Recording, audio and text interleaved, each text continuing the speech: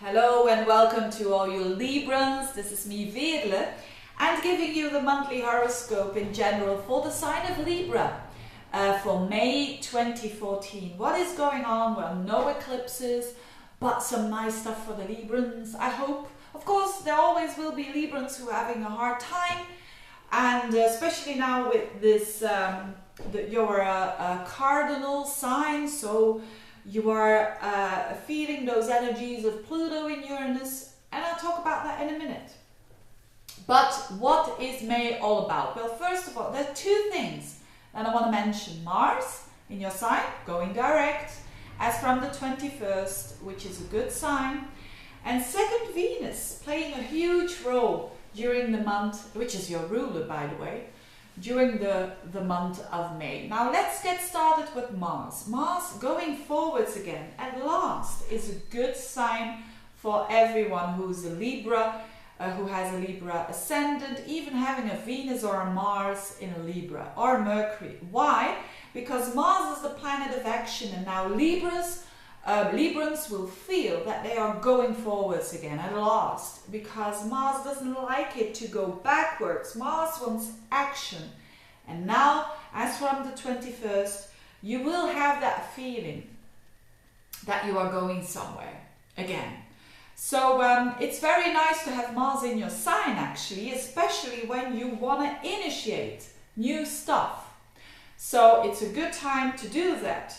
Especially after the 21st of May, because then you will gain some traction, or how do you call that, and have the feeling that you are going somewhere. So I've seen a lot of Librans lately in the consultations, and whether it is a sun sign or an ascendant sign, they all have this feeling that they have to make this new fresh start, and now it has this opportunity to gain a bit of traction there, and that is good. Librans like that as well. So it's also a lot about you.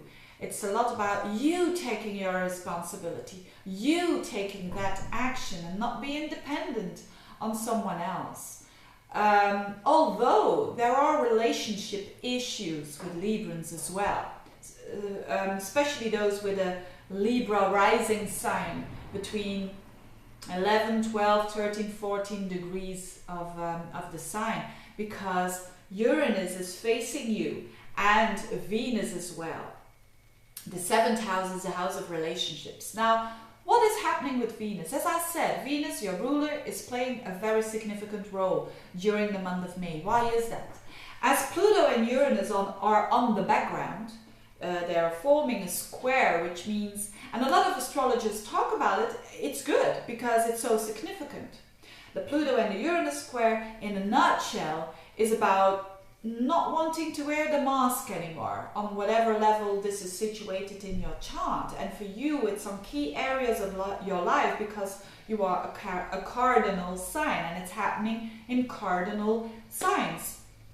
This square, it's a kind of a mini revolution, you could say, of becoming true to yourself even more than ever before. And of course, every now and then, so for some people, it's through crises that this happens, but it doesn't have to be necessarily. It depends on your degrees, of course. But what is Venus doing? This square, which is not easy, because it's a stressful energy, it wants to push you to it, and a lot of Librans, it's really pushing Librans of make that decisions, because Libra is a sign that is known for, it's not easy for them to make a decision. When you have a moon in Libra or sun in Libra, you're always thinking, should I do this, should I do that? But now it's the time to make your decisions. And Venus, what is it doing? It's a benefic planet. It's triggering the Pluto-Uranus square. In other words, it's aspecting it. Venus is going over Uranus and it's squaring up to Pluto. So Venus is triggering this aspect.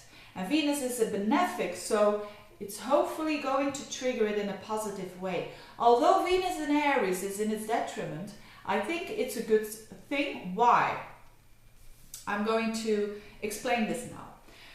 this passing over Uranus and triggering Pluto as well will happen around 13 to 14 degrees of Aries. Now who's there? There's a fixed star there at 13 to 14 degrees of Aries, namely Alpheratz. And Alpheratz is spelled Alpheratz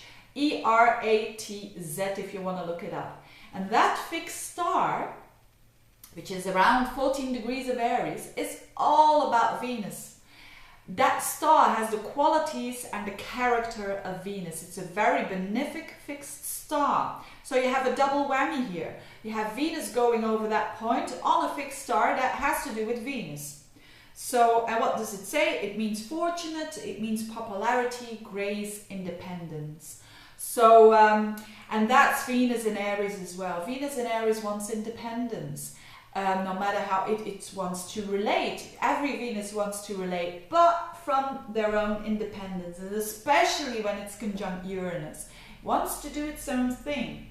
So this is all happening there in your 7th house, in the house of other people. Now for those who are single, what an exciting moment this can be. Because you can meet someone all of a sudden, and it's very, it's good fortune. It's good fortune, hopefully for you. And it is, if that relationship starts there with the Pluto and the Uranus, it will be a very significant relationship because it has the flavor of independency. It has the flavor of learning something about your own space, your own power, because Pluto is involved as well. So that is good.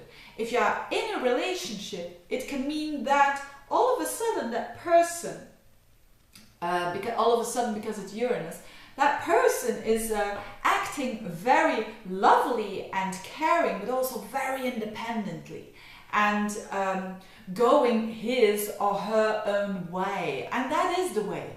That is the way for you to see that like that. It is as if it's meant to be, but it's also connecting to you.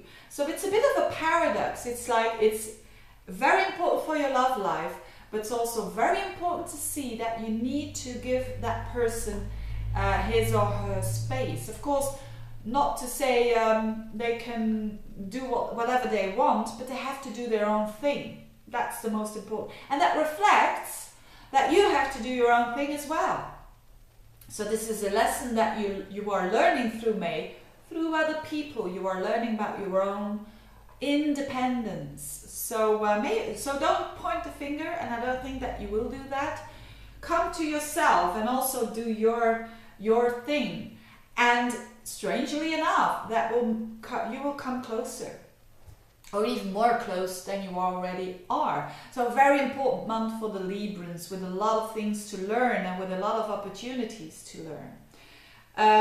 What else is happening? Well, the other thing that might be interesting is Chiron and Jupiter. They are making a trine. Chiron is the wounded healer. Jupiter is the planet of expansion, also a very benefic planet. And this is in a trine. Now, for you Librans, Jupiter is in your house of work. So I hope that a lot of Librans have taken the opportunity to expand their jobs or their work, or becoming a teacher, or becoming finding a lot of meaning there when it comes to work. And it trines in the 6th house, Pisces, this energy of Chiron. So maybe a lot of you will have a job, because 6th house is also the house of job, day-to-day stuff, day-to-day routine. So I think a lot of Librans will also have made some shifts when it considers their work, and work that has more to do with understanding, with healing, with peacefulness. So that's a good thing as well, because Librans like that. And don't forget, Libra is the antician of Pisces. So Librans and Pisces are related to each other on a under the surface, you could say, in a secret level almost, because they understand each other. So this has to do with healing. This has to do with finding meaning in what you do, and using that expansion and that understanding of others in your work. Whether you are a therapist, whether you are a saleswoman, salesman, doesn't matter. It's that understanding, which is nice for you. So, have a good time, you Librans. I hope this will be a good month for you. If you want a reading, get in touch, and wishing you all the best, and see you next month. Bye bye.